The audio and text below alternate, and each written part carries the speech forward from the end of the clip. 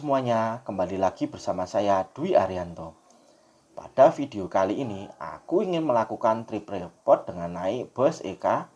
Setelah sebelumnya sekitar 2 minggu yang lalu, aku juga udah naik bus yang merupakan kompetitor utama dari PO EK ini yaitu PO Sugeng Rahayu.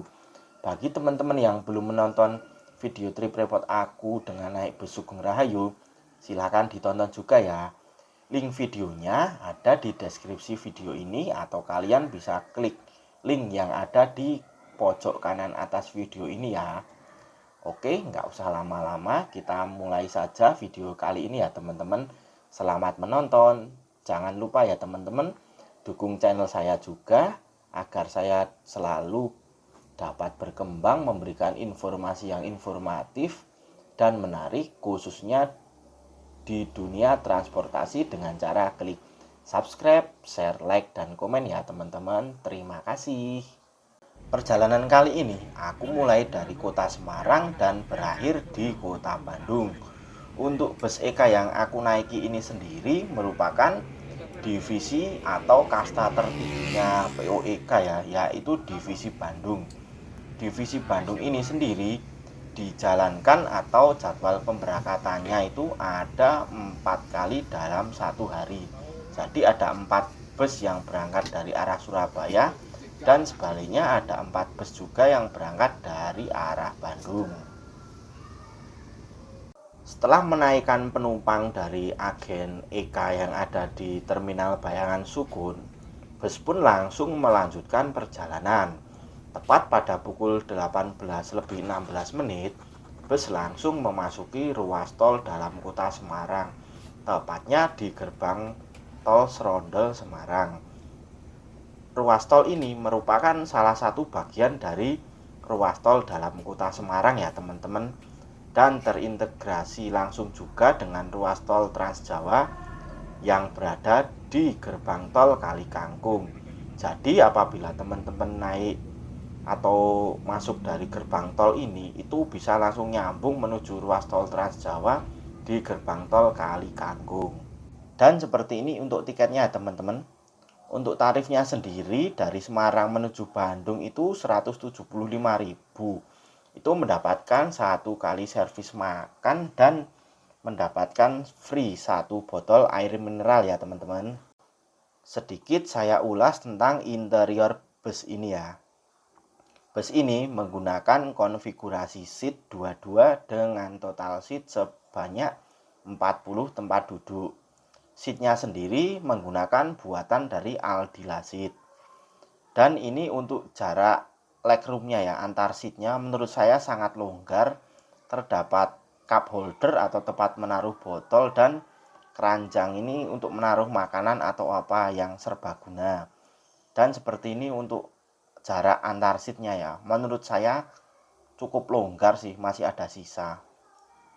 Dan ini terdapat juga lover AC di setiap atas tempat duduk kita.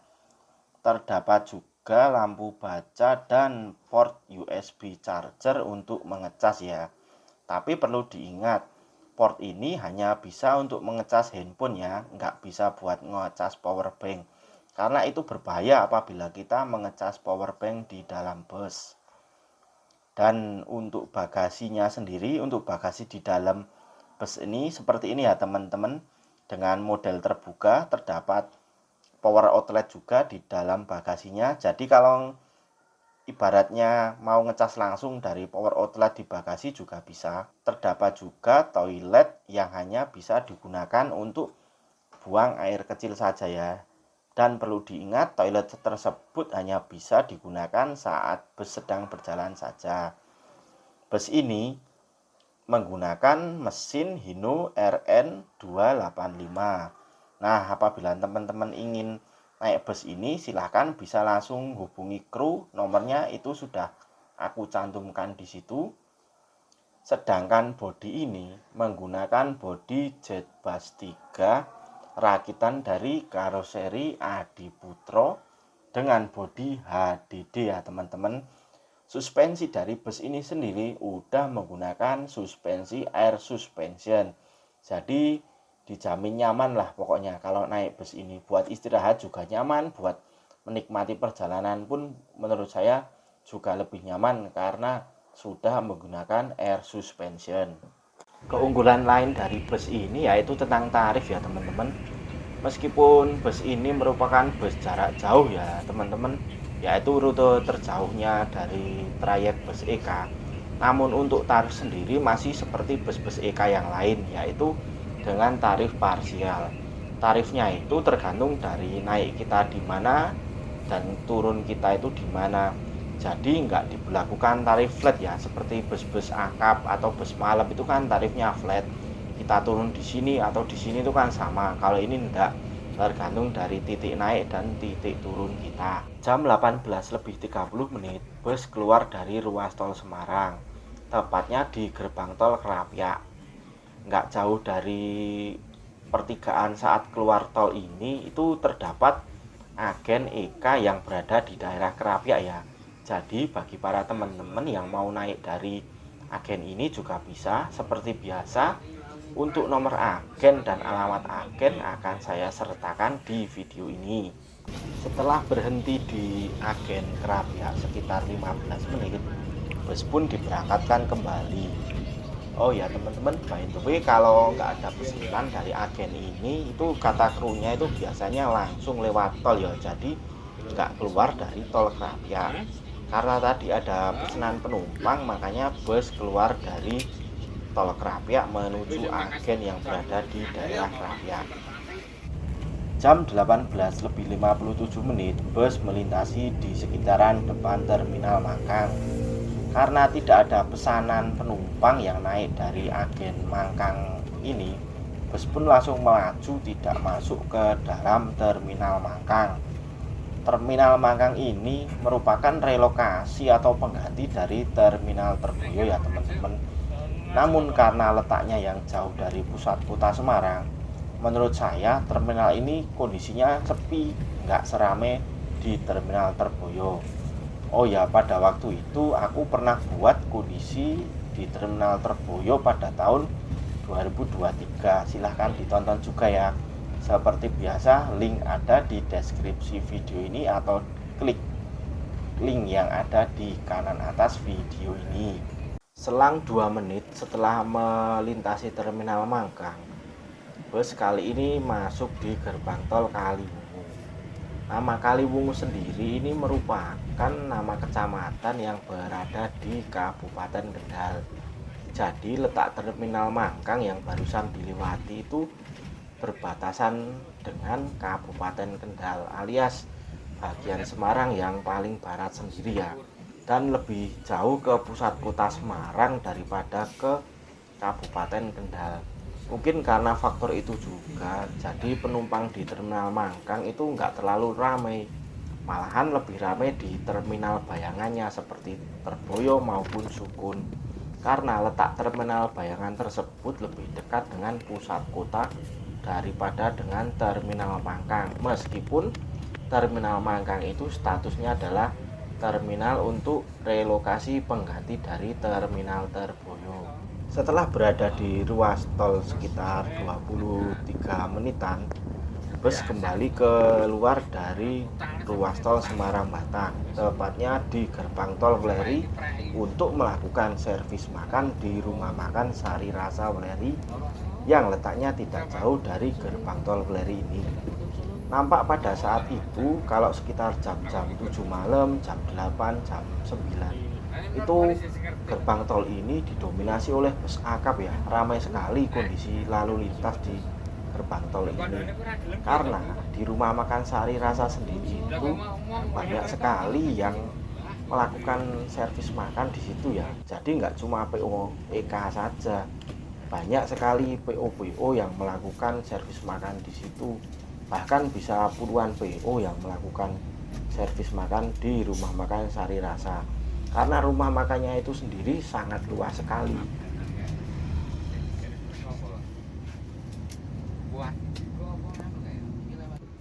Jam 19:36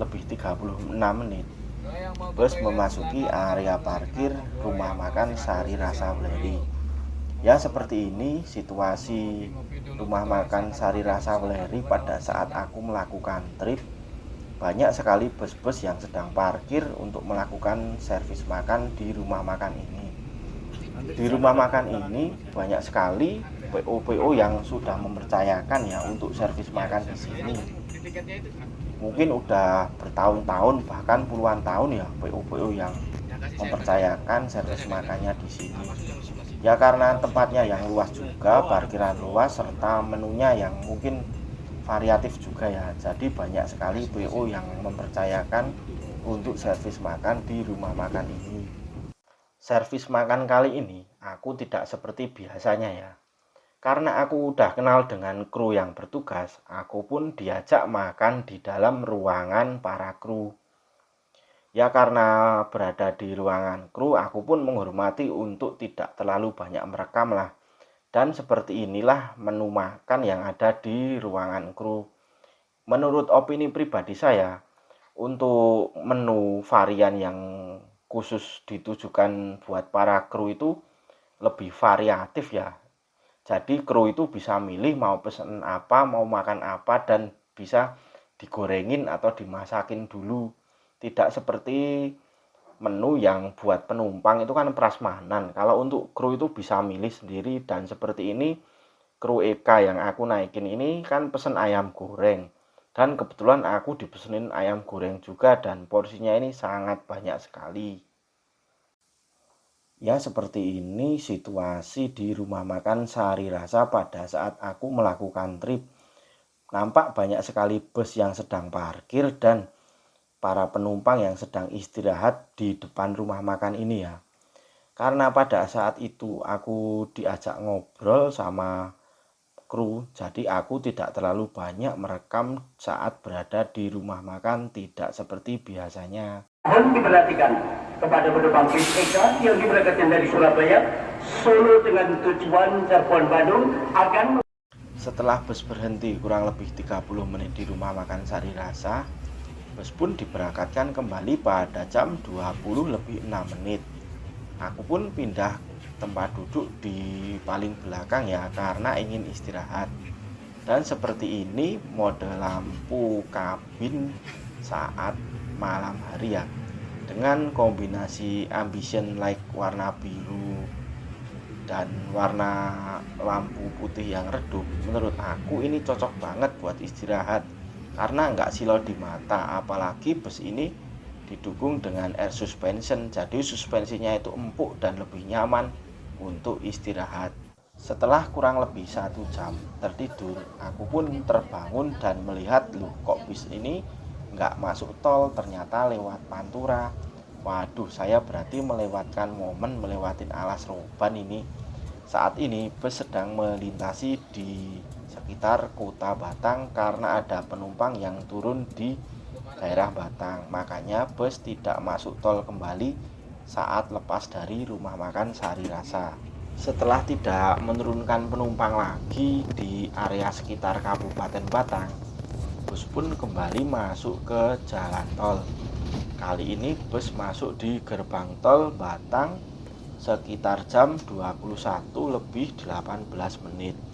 Jadi bus ini untuk rute tolnya sendiri kondisional ya teman-teman, menyesuaikan penumpangnya itu turun di mana atau ada pesanan penumpang yang naik dari agen mana.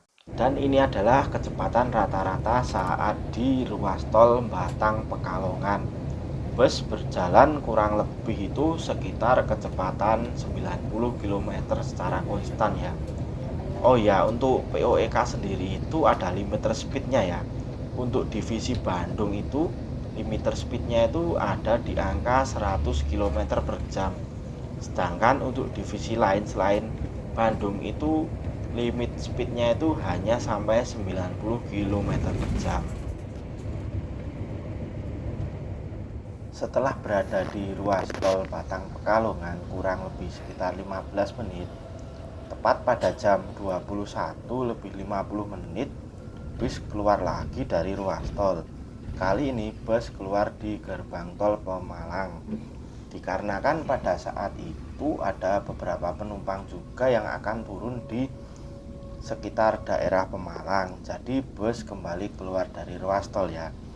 Trip kali ini benar-benar nggak bisa diduga ya, bus akan masuk di tol mana dan akan keluar di ruas tol mana. Meneng ae wong. Tapi didukno jenengku.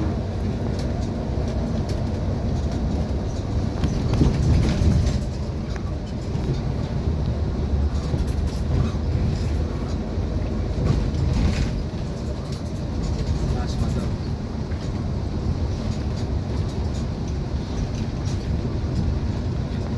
Lahirane rawo. Ya, baik.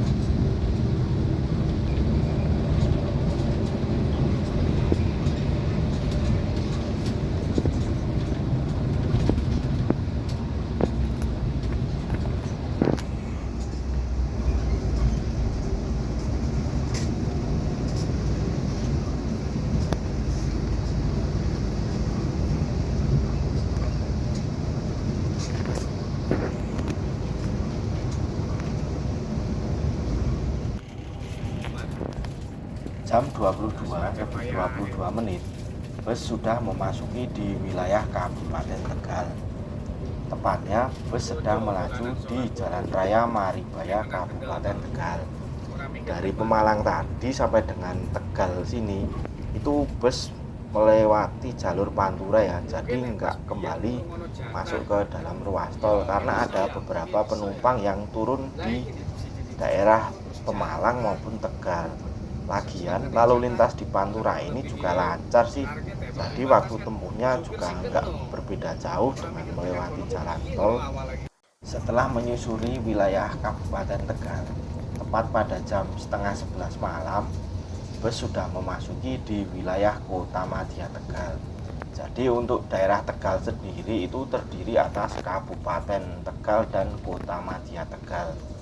Sepanjang melewati Pantura ini jarang sekali bertemu dengan bus akap yang arah ke barat ya. Mayoritas itu kendaraan muatan berat dan kendaraan pribadi yang menyusuri jalan ini. Jam 22 lebih 42 menit, bus memasuki terminal Kota Tegal. Karena pada saat itu ada penumpang yang turun di terminal ini dan ada pesanan penumpang juga dari agen IK yang berada di terminal Tegal. Jadi bagi para teman-teman yang berada di wilayah Tegal ingin naik bus ini untuk arah ke barat, arah ke Bandung maupun arah ke timur ya, tujuan ke Semarang sampai dengan Surabaya, bisa naik dari agen ini. Seperti biasa, nomor agen akan saya cantumkan di video ini bagi teman-teman yang membutuhkan ya. Akhirnya dibagi loro, gak kurang akal toh barangnya. Oke teman-teman, karena perjalanan menuju ke Bandung kali ini baru setengah jalan dan durasi video sudah panjang, maka video akan saya lanjutkan di part kedua ya. Untuk link video part 2 trip kali ini bisa kalian klik link yang ada di deskripsi video ini, atau bisa kalian klik link yang ada di kanan atas video ini. Di part kedua nanti akan saya jelaskan rute mana yang dilalui bus ini, karena rute bus ini menurut saya unik, tidak seperti biasanya ya. Dan nanti akan saya jelaskan juga waktu tempuhnya itu berapa lama, jam berapa sampai kota Bandung ya, apakah kesiangan atau enggak. Silahkan kalian tonton video part 2 sampai selesai ya. Oke, terima kasih yang udah nonton video ini sampai habis. Jangan lupa untuk selalu dukung channel saya dengan cara subscribe, share, like, dan komen ya. Sampai jumpa di video part kedua, dan mohon maaf apabila masih banyak kekurangan. Sebelumnya saya ucapkan makasih banyak yang sudah nonton video ini sampai selesai. Wassalamualaikum warahmatullahi wabarakatuh.